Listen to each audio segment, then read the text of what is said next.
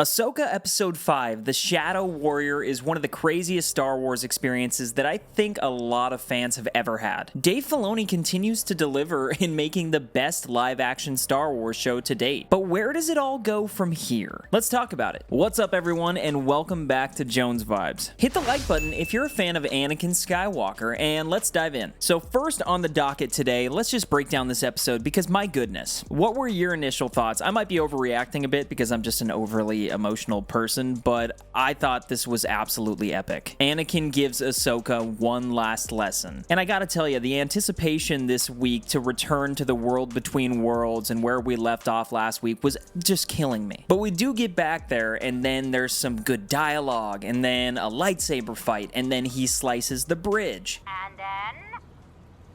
And we fall back into the Clone Wars. And this really is Dave's world. Clone Wars and Rebels have been his life, and so to see this come back around in live action was really something special. Seeing Captain Rex, the Siege of Mandalore, and showcasing tons of fun Easter eggs. I even saw a Maul Trooper in there. But the heart and emotion came from Ahsoka and Anakin. And it was young Ahsoka too. That was awesome. She was played by Ariana Greenblatt, aka Young Gamora.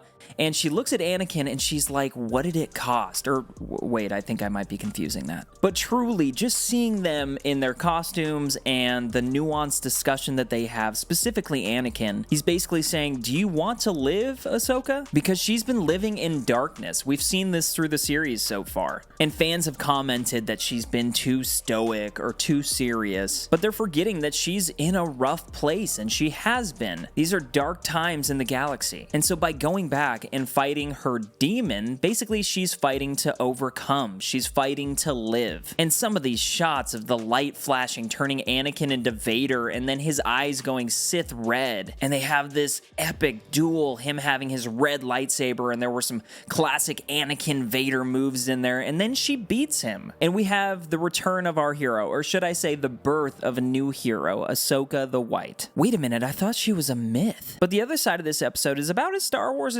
gets. I know I say that often, but Filoni just gets it. And does anybody get the feeling that whatever happens with Sabine and Ahsoka, Jacen is actually going to end up being Ahsoka's apprentice? I don't know. There was just a few different hints and moments in this episode that made me think that they might lean in that direction in the future. But there was also some good Hera action and character development in this episode, showing her strengths as a leader.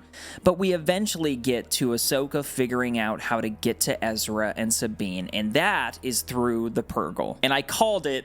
Nah, I didn't really call it, but I thought it. And the ending of this episode was one of the most beautiful Star Wars moments I've ever seen. Ahsoka standing on her T6 and force connecting with this PURGIL and then flying into its mouth. Gosh, was that badass. And I loved Huyang asking, like, where are we going? And she's like, no idea. You can see some happiness all of a sudden. Anakin's lesson worked. And her and Huyang leave the rest behind and shoot off towards the great unknown.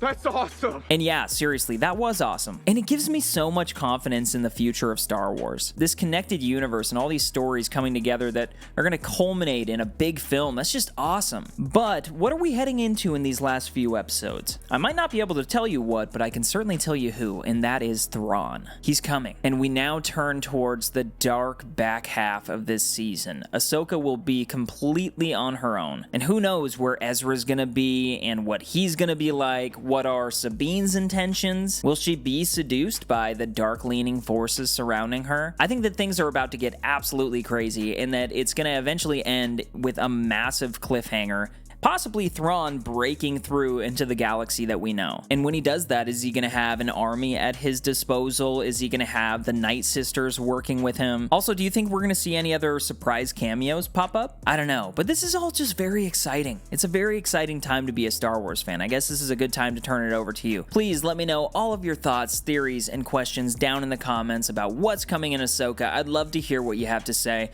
Also, hit the like button and show some support to the channel. I really appreciate it. You can also follow me on X at Jones Vibes Only, and remember to keep up the good vibes. But Ahsoka Episode 5 is here, and now we're on to Episode 6.